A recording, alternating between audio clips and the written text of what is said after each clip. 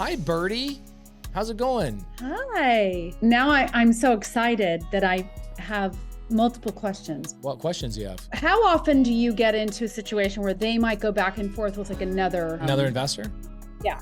All the time. But what's the assignment? What's my assignment? Building relationships. Building a relationship and building a friend that no matter what happens with the deal, I now have a new soldier in my army. If the seller asks for $1 million down, what do you think I'm actually gonna pitch? You're gonna find the bunnies.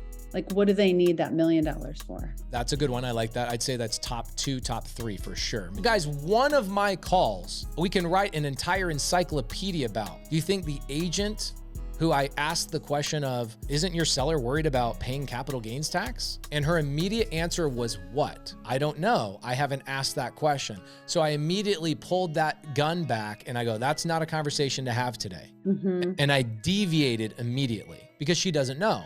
So I saved that bullet for maybe the 3rd or 4th conversation. How do I know that's the 3rd or 4th conversation? Because I've done this. My calls with sellers and agents has become an addiction. I'm not here because I need more money. I'm not here because I need more deals. I'm here because I absolutely have this ingrained into who I am, that you can put me on a phone call with anybody and I know, pull that bullet back, save that bullet for battle number 3. She's not ready for a tax conversation. So what I'll do is I'll build rapport and trust. As you can see, in 2 seconds, I build trust. Most of my sellers that I do deals with are like, I don't want money down. Say meow.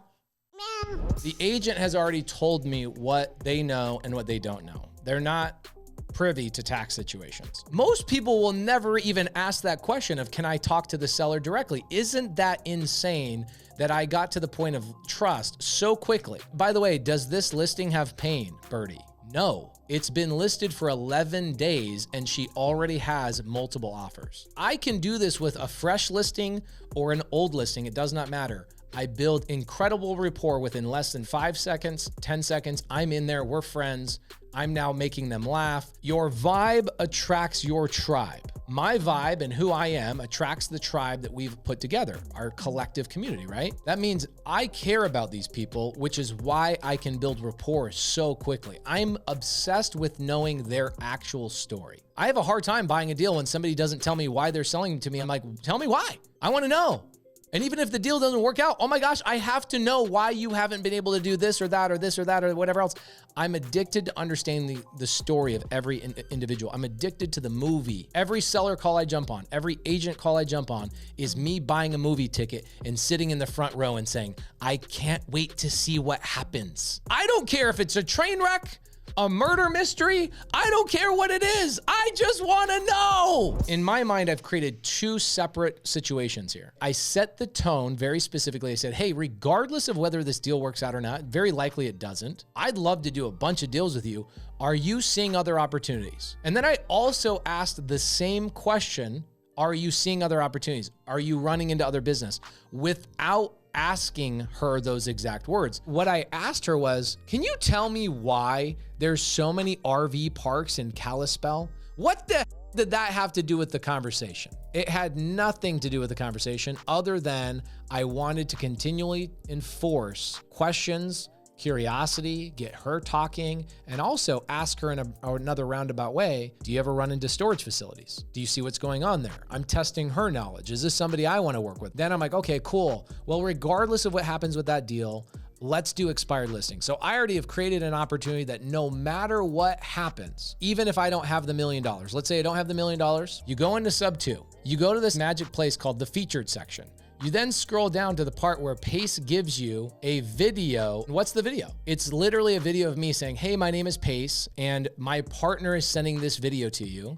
And I'm gonna log into my Chase account right now to show you that I have $3 million sitting in the account. So all you have to do is you go, hey, this is my partner, Pace. Here's the video showing we have proof of funds. You're done. You don't need to worry about the $1 million. It's been taken care of for you. And now I go, okay, I'm gonna save the conversation about taxes for the next conversation because I don't need to have that conversation with the agent. I need to have that conversation with the seller. Now, here's what I'm gonna offer. I'm actually gonna offer a Morby method. I go to Marcus and Millichap, I get $1 million loan from Marcus and Millichap, and then I have the seller finance the remaining $1.5 million. I'm into the deal, no money out of pocket. If I'm buying a property for $2.5 million, if I go and secure a loan from Marcus and Millichap for $1 million, and I do it at 9%, let's say, because you're going to get a commercial loan at 9%. Forget this 8% garbage, it's 9%. What amount of money do I still owe the seller? $1.5 million. But guess what's beautiful about this amount of money? I can structure this however I need to. I can do 0 payments for 5 years. The last Morby method I did was 0 payments, 0 interest for 10 years on my seller finance note.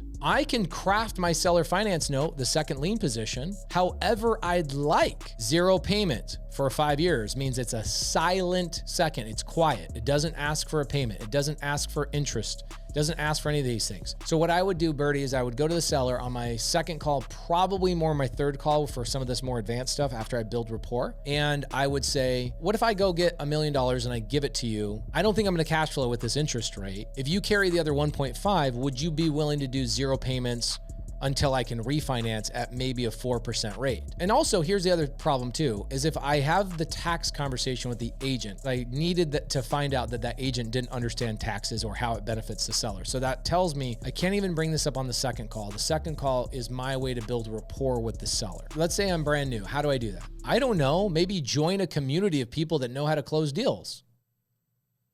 When do I bring these things up? What's my strategy? So my strategy, really, Birdie, you know what my thing I'm fantasizing about with this relationship with this lady is I want her to build a greenhouse for me. If I did this for 2 hours a day and I only made 4 or 5 calls every single day for the next 365 days, at what point would I have to stop making calls and start doing follow-up with all my agents because I'm overwhelmed with opportunity? Within 2 weeks. I agree. I think that the problem with this business is if you guys are not understanding the assignment. You're doing all this direct to agent outreach to agents that are not listing properties and don't have active business. Call agents that actually have listings, and those are your new soldiers in your army. You know how many listings there are right now? It's crazy. Birdie, you have an agent that you were talking to. She lost the listing.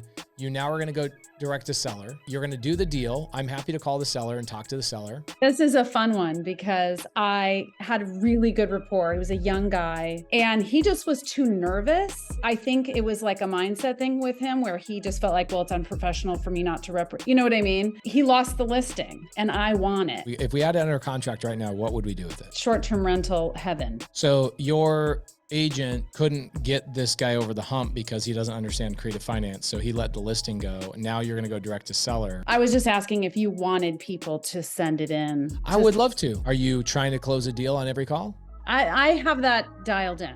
I have so much. You're phenomenal at that. Well, I just have fun and I create relationships and then I forget sometimes that I'm actually trying to talk about a property. Perfect. You understand the assignment. What do you guys think is the biggest challenge in this business? There's too many ways to make money. It's not that there's not enough, it's that there's too many ways, especially in our communities. Think about all the different ways that creative finance makes money. What if all I focused on for 30 days was acquiring 3 agents a day, the way that I just did in those 2 previous phone calls? I didn't know either one of those agents. The second agent didn't even know my name, but at the end of it, she's like, yeah, let's do expired listing things. I'll call and I'll send you all the expired listing stuff. I've got a full-time person working for me within a 35-minute phone call. What if I'm making 3 or 4 of those phone calls every day? I go get a blank sheet of paper and I get a photo of this agent. I put their face on this piece of paper. I say, here's their details, agent's name, city name, and basically some notes of everything that I said about this agent. And I actually have a real picture of them on this piece of paper. What if all I did was I get 3 of those printed out every day? I go, cool, I did my job. I found 3 people, I printed out their name, and then what I do is I go put them on my wall of fame. And I fill that wall corner to corner with photos of agents I've had phone calls with and notes I've had. And then every Friday, all I do is I just look at that wall and I just text every one of them. And I'm like, okay, I remember you because I'm looking at your face. Let me text you. Let me text you. Let me text you. Let me do this. And all you did was just every Friday you followed up with them. Tell me you couldn't make $500,000 a year. But what's the biggest problem? The biggest problem is people won't do it. People are like, oh my gosh, what do I do now? I'm like, You keep going. The same way you show up to your 9-to-5 job every single freaking day like a mindless zombie, you have to do this almost like a mindless zombie. You have to make these phone calls, and it's tough. The reality is most people on planet Earth are not creators. They are reactors. They react to that's happening to them on a daily basis. And they live their entire life reacting. Meanwhile, people like me, I'm creating. And so when you're sitting in a room by yourself and nobody's watching you, there's nothing to react to. So when you have to go out and you build a business, like I just told you, and literally in 2 minutes, I just gave you an entire business model because it requires you to create when nobody is around.